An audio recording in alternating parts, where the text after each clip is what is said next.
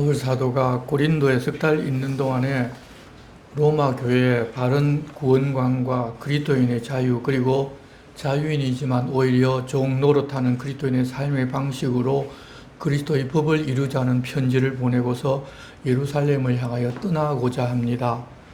우리가 지금까지 여러 주에 보았던 로마서와 갈라디아서 내용을 다시 간단하게 정리를 해보면 우리 그리스도인들은 죄와 사망에서 뿐만 아니라 율법의 정죄로부터도 벗어난 자유인들입니다. 그래서 그 어떤 것에도 매여서는 안 됩니다. 다만 헤아릴 수 없는 하나님의 사랑을 받은 자로서 그 사랑의 권고에 따라 하나님을 기쁘시게 하는 일에 우리가 스스로 매이기도 하는데, 연약한 성도 앞에서 자유를 마음껏 누리고 살고자 하는 것이 아니라 오히려 종이 되어서 그들을 섬기면서 살아갑니다.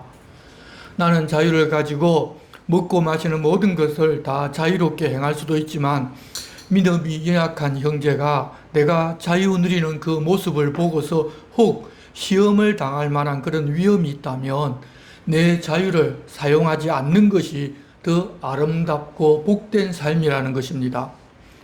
자기가 주인이 되어 사는 사람은 그저 자기가 자유 누리는 것만을 생각하며 스스로 종이 되어서 남을 섬기는 것은 생각조차도 하지 못할 것이지만, 하나님의 사랑으로 구원을 받아 그리스도인이 되었다는 것을 깊이 체험하고 내가 주인이 아니라 하나님 주인 되신 삶을 살아가는 성숙한 사람은 그럴 수가 있기 때문에 우리들도 하나님의 마음과 하나님의 사랑과 그리고 그 은혜를 알고 살아가는 성숙한 신앙인으로 이제 이 땅에서도 살아가야 할 것입니다.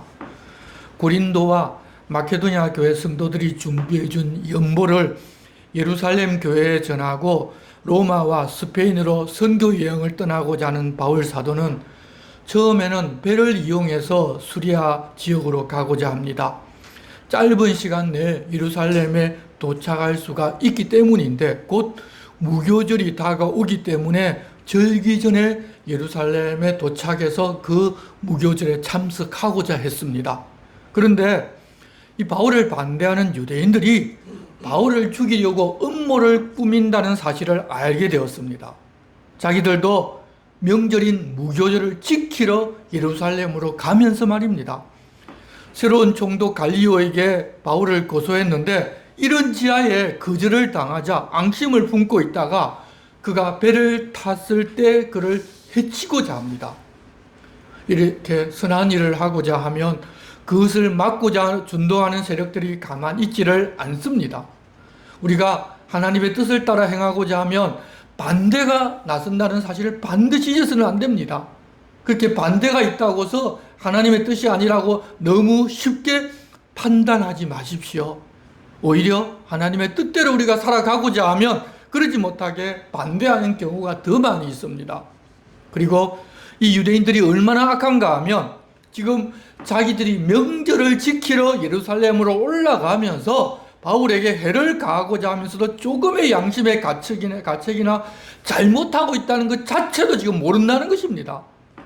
여러분, 하나님을 만나고자 성전으로 올라간다면 지금껏 그렇게 살았다 하더라도 사실은 그조차도 그만두어야 마땅한데, 오히려 그 반대로 행하고 있으니 하나님을 바르게 알지 못하고 자기들이 하나님을 잘 섬기는 줄로 알면 사람들이 자신이 악을 행하면서도 악한 줄조차도 모르게 됩니다. 우리도 종교인이 되면 얼마든지 그럴 수 있습니다. 그래서 우리는 항상 내가 주인 되어 사는 종교인으로 살고 있는가, 그렇지 않으면 하나님을 주인으로 모시고 살고 있는가를 주의해서 살펴야 합니다.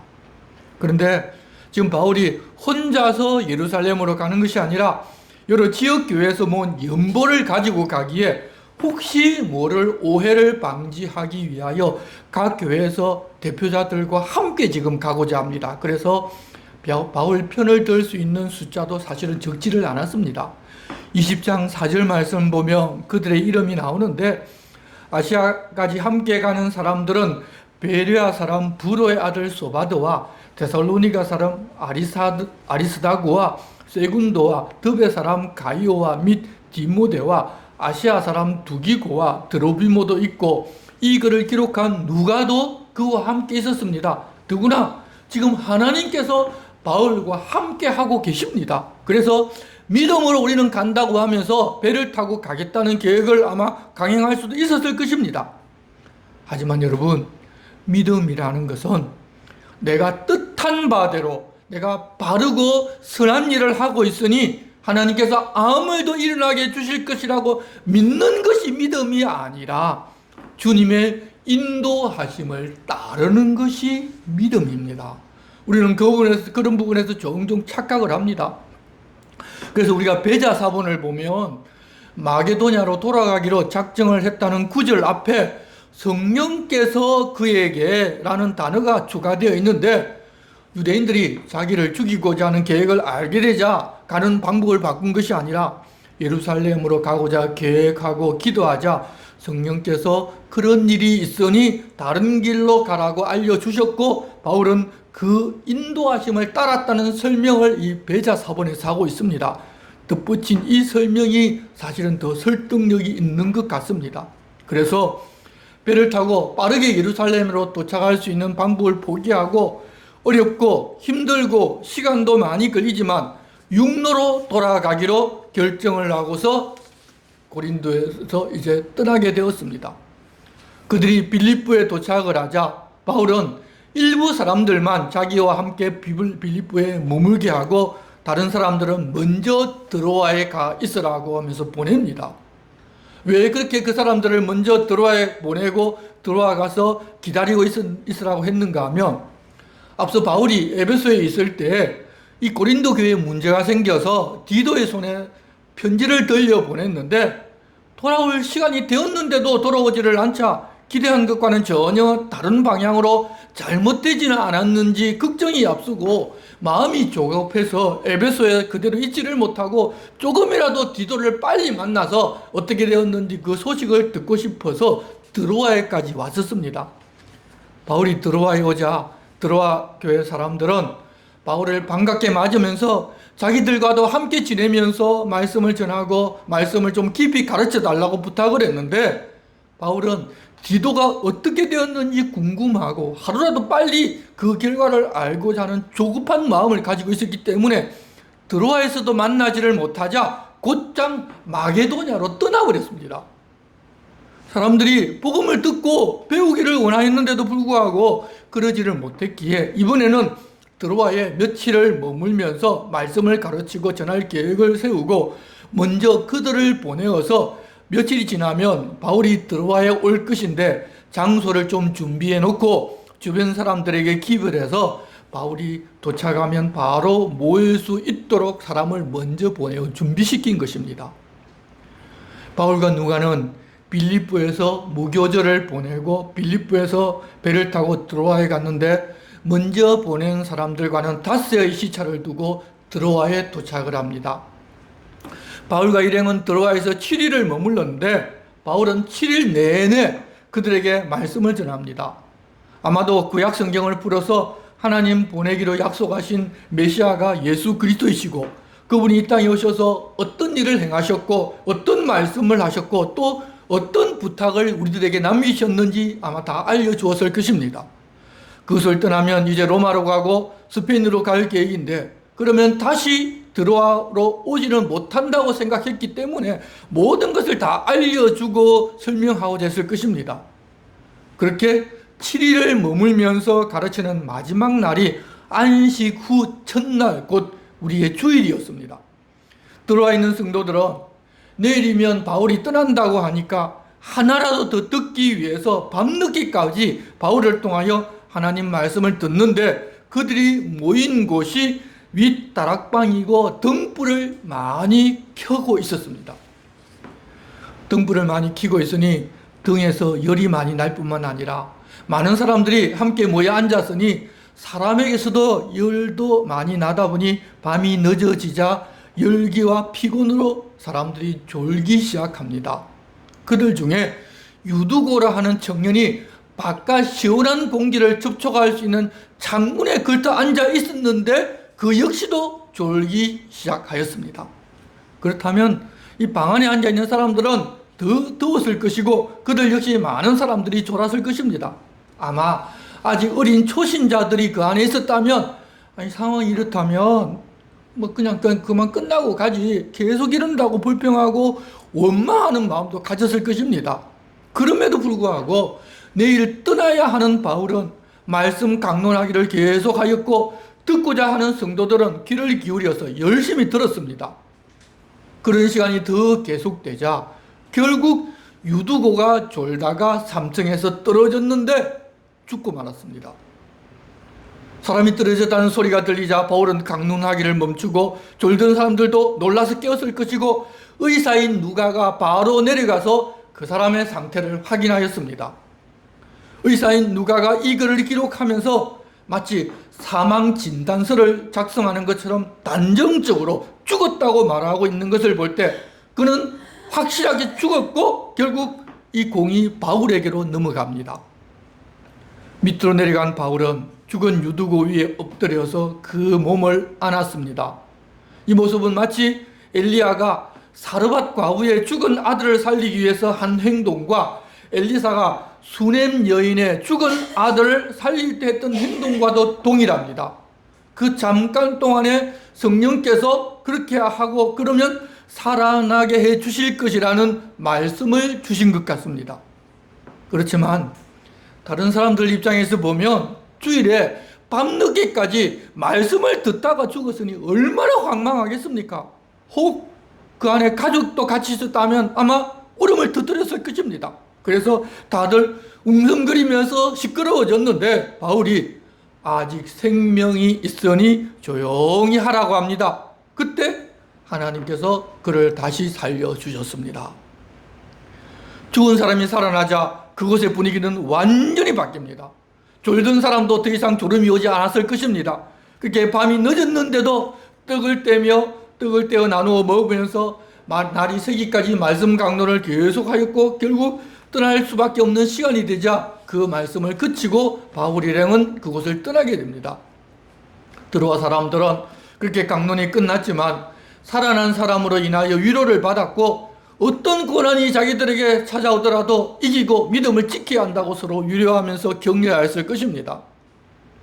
그런데 누가는 일주일 동안 이 드로아에서 있었던 일과 죽은 사람이 다시 살아나는 놀라운 일이 있었지만 그 일을 아주 간단하게 기록을 해놓았는데, 대부분의 사람들은 그런 일이 일어나면 그것을 주목하여 보고서 그것을 중점적으로 그 가문과 어떻게 그렇게 되었는지 아주 길게 기록하고자 하겠지만, 그러나 우리들은 그런 일을 주목하여서 보고 그것이 전부인 삶을 사는 것이 아니라 하나님이 이끄시는 대로 하루하루를 살아가는 사람이라는 것을 알려주려고 이렇게 간단하게 기록을 남긴 것으로 보입니다. 사람이 살아나는 엄청난 일이 일어났음에도 불구하고 그게 그렇게 중요한 일이 아니라는 것입니다.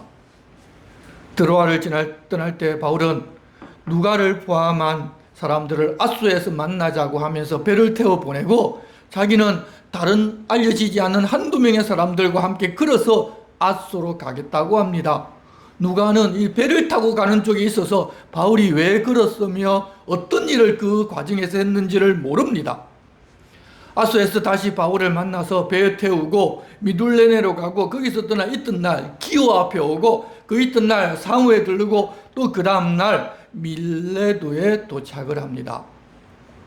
이 밀레도에 도착한 바울은 에베소를 들르지 않고 바로 예루살렘으로 떠나기로 작정을 합니다. 지금 떠나면 다시 방문할 수 없다고 생각하고 있기 때문에 어쩌거나 한 사람이라도 더 만나보고자 했지만 이미 무교절을 지내버렸고, 오순절에 예루살렘에 도착하고자 하려면 에베소에 들렀다 가면 일정이 불가능하기 때문에 그렇게 결정을 내렸습니다.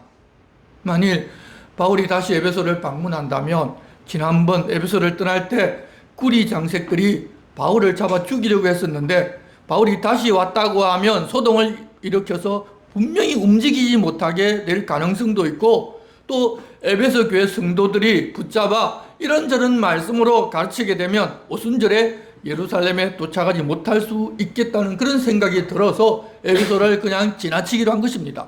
그래서 에베소에 사람을 보내어서 이번에 꼭 만나야 할 사람들을 밀레도로 자기를 만나러 오라고 합니다. 그렇게 부른 사람이 바로 에베소 교회 장로들이었습니다. 바울 사도는 에베소 교회 장로들에게 자기가 에베소에 온 첫날부터 지금까지 무엇을 가르쳤고 어떻게 행하였는지 당신들은 다 안다고 하면서 자신이 그들 앞에 행한 것을 다시금 정리해 줍니다. 여러분, 많은 사람들이 기대하는 것처럼 바울이 행했던 것은 놀라운 기적을 행하고 당신들도 나를 따르면 이렇게 할 수 있다고 기대하게 만들고 풍요롭게 되고 예수 잘 믿으면 교회 잘 다니면 걱정 근심 없이 풍성한 하나님의 복을 받아 살려면 이렇게 하면 된다고 말한 것이 아니라 19절 말씀 보시면 곧 모든 겸손과 눈물이며 유대인의 관계로 말미암아 당한 시험을 참고 주를 섬긴 것과 유익한 것은 무엇이든지 공중 앞에서나 각 집에서나 거리낌 없이 여러분에게 전하여 가르치고 유대인과 헬라인들에게 하나님께 대한 회개와 우리 주 예수 그리스도께 대한 믿음을 전한 것이라. 여러분, 세상 사는 사람들에게 가장 유익한 정보는 무엇인가 하면 많은 사람들이 돈을 많이 벌어서 편안하게 즐기며 살다가 죽는 것이 아니라 구원받아 영원한 생명을 얻고 누릴 수 있는 길을 알려주는 것입니다. 마귀는 그것을 전하지를 못하게 유대인들이나 다른 종교인들을 통해서 방해를 하고 핍박을 하는데 그럼에도 불구하고 겸손하게 바울 사도는 눈물을 흘려가면서 조금도 거리낌 없이 그 모든 사실을 사람들에게 알려주는 일을 하는 것 당신들도 다 보았으니까 당신들도 이제 그렇게 살라고 부탁을 하는 것입니다.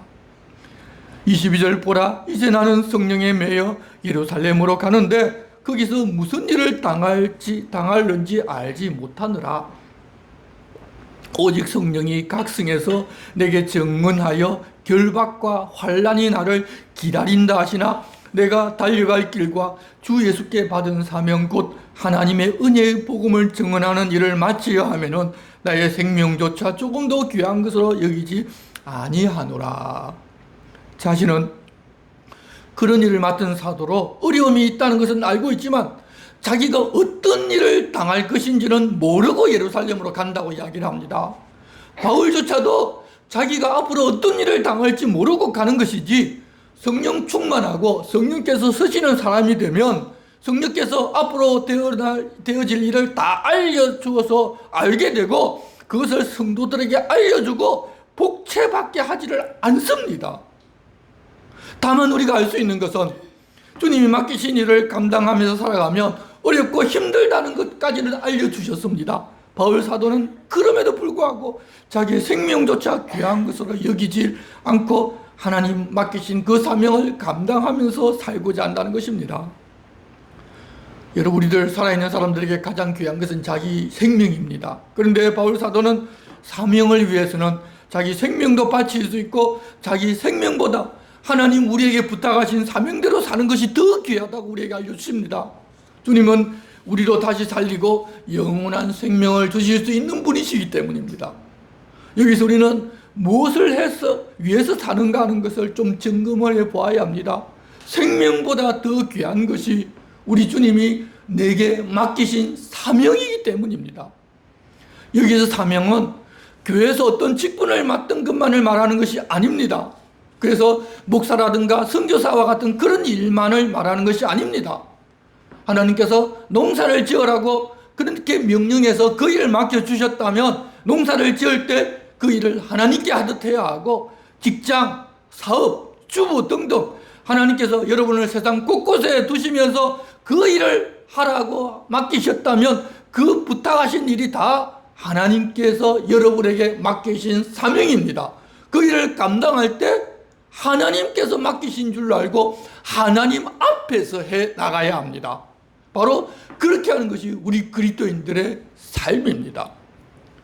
바울 사도는 하나님께서 자기에게는 이방인들에게 복음 전하는 일을 맡기셨는데 자기는 그 일을 하는데 자기 목숨도 아끼지 않고 그 길을 가는데 그 길 앞에는 환난과 결박이 기다리고 있다고 하지만 그 일을 하다가 환난을 당하면 되고 결박을 당하라고 하면 결박 당하면 되니까 그 일을 그냥 그렇게 상황대로 감당하면 되는 것이지 그러지 않으려고 자기 사명을 회피하는 그 길로는 가지를 않겠다는 것입니다.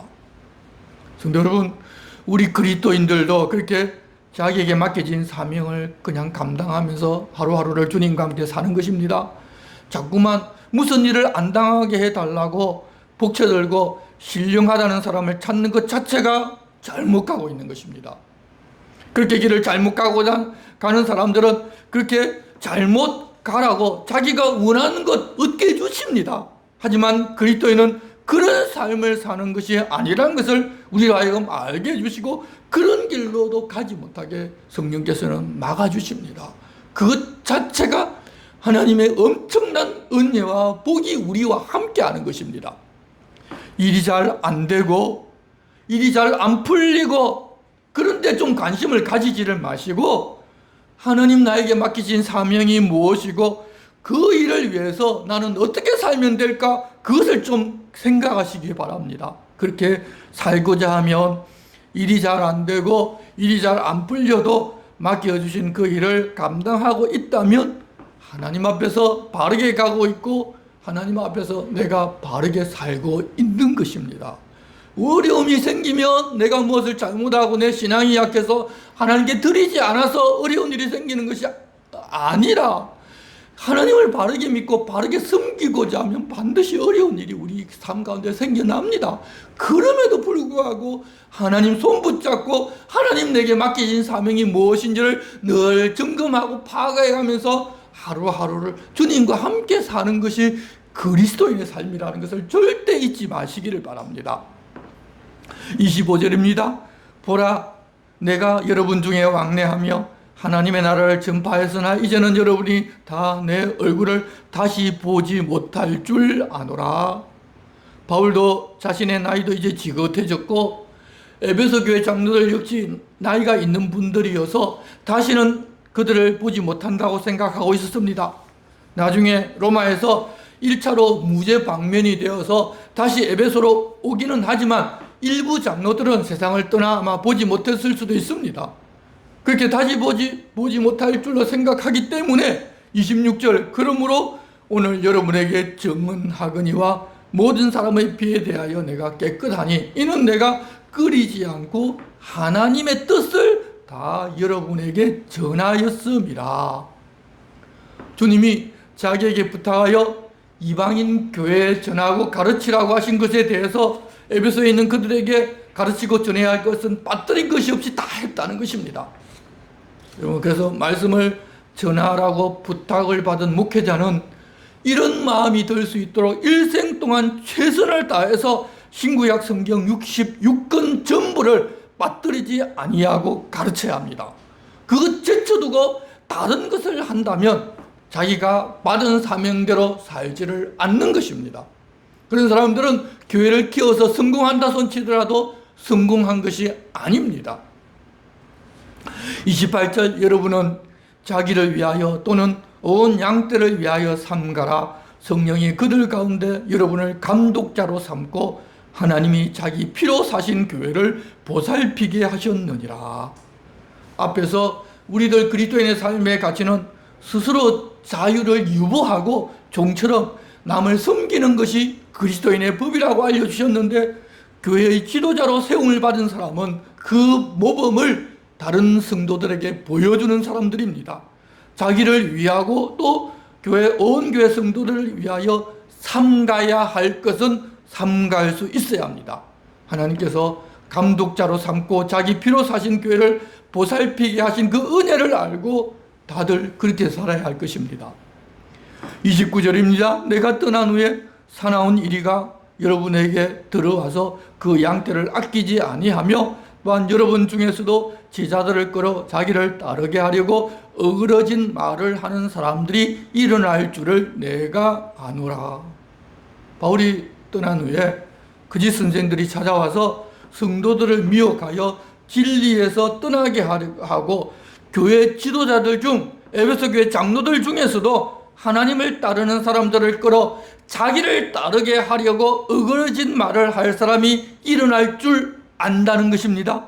누가 그럴 것인지는 하나님께서 알려주지를 않으셨지만 하나님의 교회를 지도하고 감독하는 직분을 맡긴 사람들 중에서도 그러는 사람들이 있을 것이라는 사실만은 하나님께서 알려주셨습니다. 그런데 그렇게 교회의 책임자이고 감독자로 있다가 그렇게 되는 그 사람은 자기가 자기에게 화를 불러들이는 것입니다. 그러니 조심해서 그 길에 빠져들지 말아야 할 것입니다.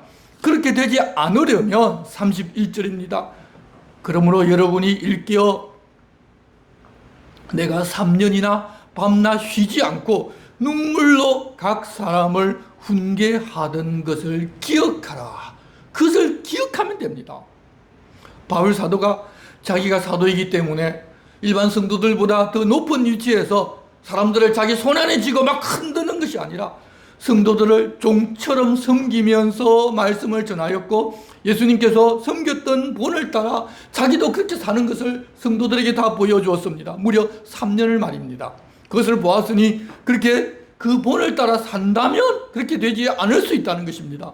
하지만 사람들은 자기가 높아지고 자기가 주인 되어서 다른 사람을 내 손에 쥐고 흔들려고 하는 욕구를 가지고 있고, 어떤 사람들은 그런 사람들을 보면서 카리스마가 있다고 하면서 또 따르고자 하는 사람도 있습니다.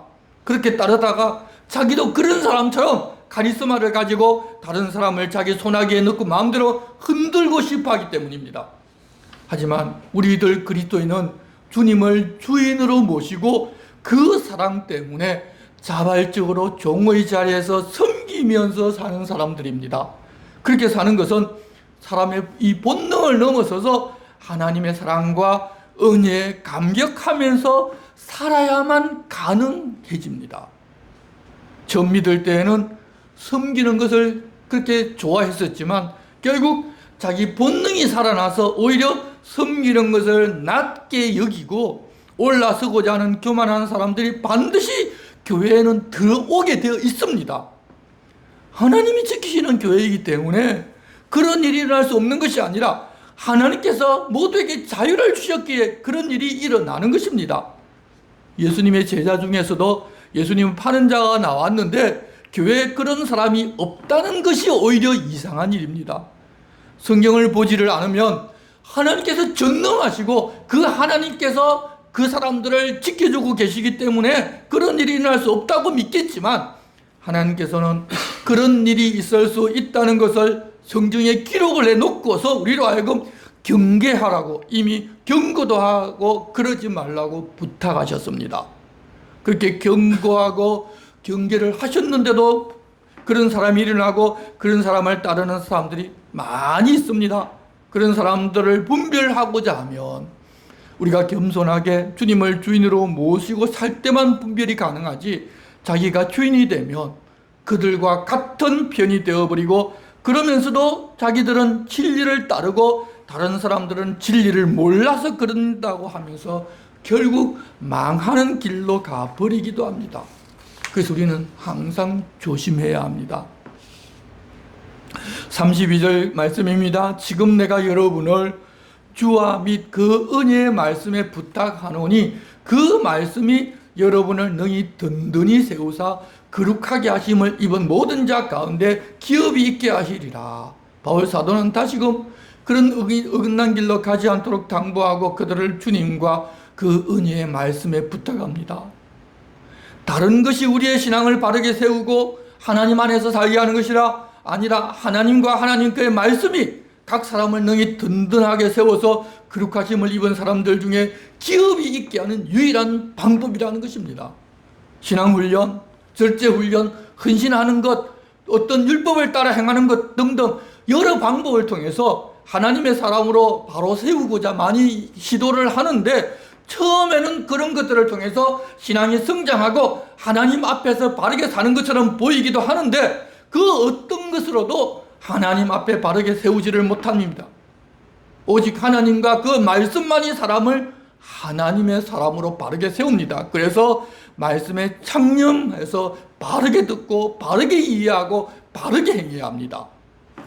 교회가 어려워지면 주님과 그 말씀에 부탁을 하는 것이 아니라 자꾸 다른 방법을 강구하면서 결국 방향을 잃어버리게 만듭니다. 마귀는 어떻든지 성도들이 말씀을 멀리하게 만들려고 무는 사자와처럼 그런 대상자들을 찾아다닙니다. 그래서 사람들이 많이 모이는 곳에서 그렇게 말씀을 멀리해도 잘 되는 것을 보여줍니다.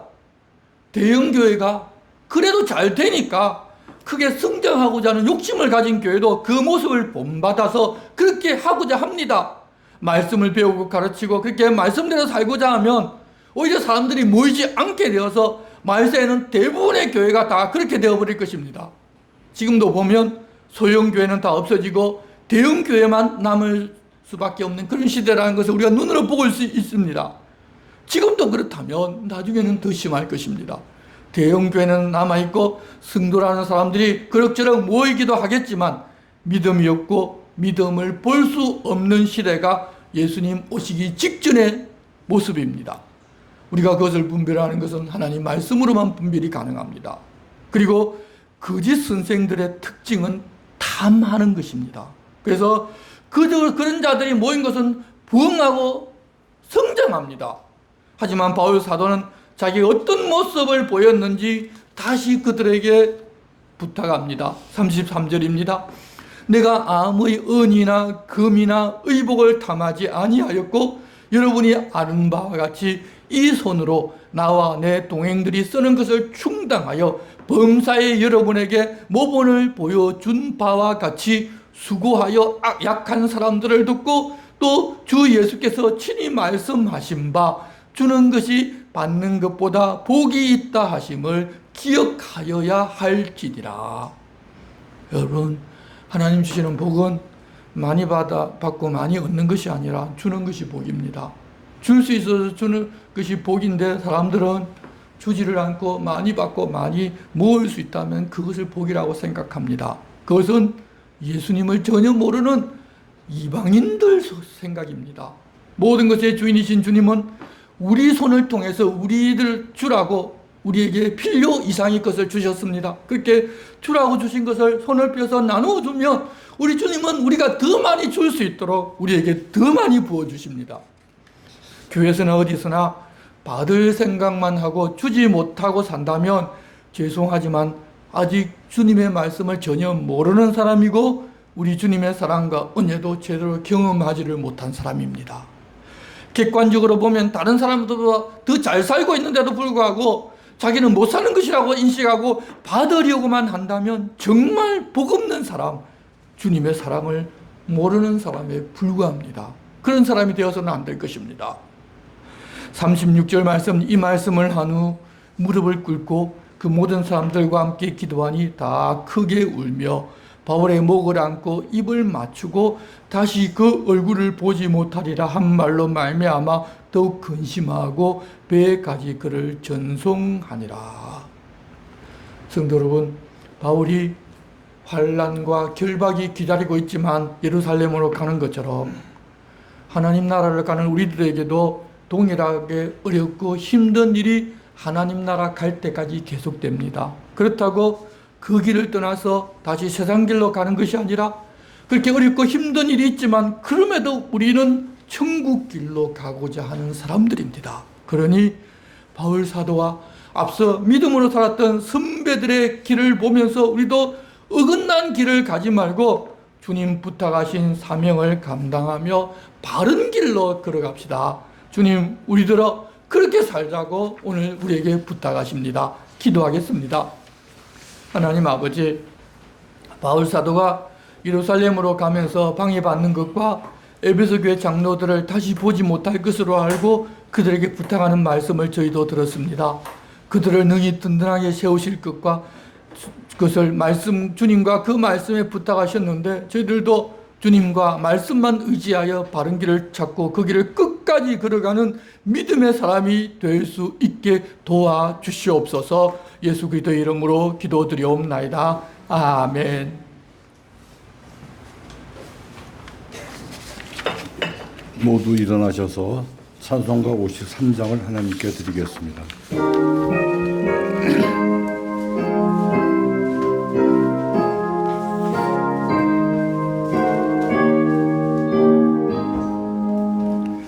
성전을 떠나가기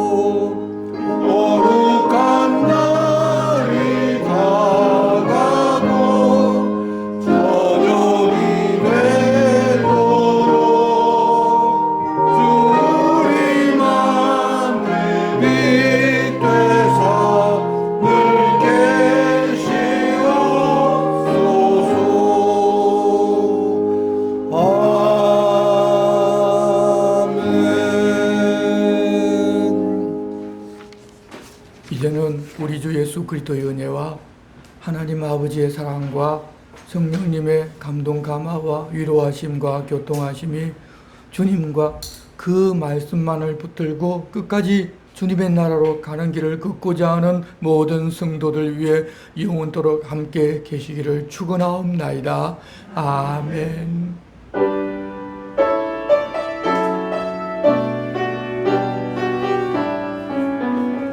주의 영화로운 빛이 우리 앞길 인도하며 거친 세상 이길 힘을 주시니 주의 영화로운 빛이 우리 앞길 인도하며 거친 세상 힘을 주시니 영원히 영원히 인도하시니 아멘.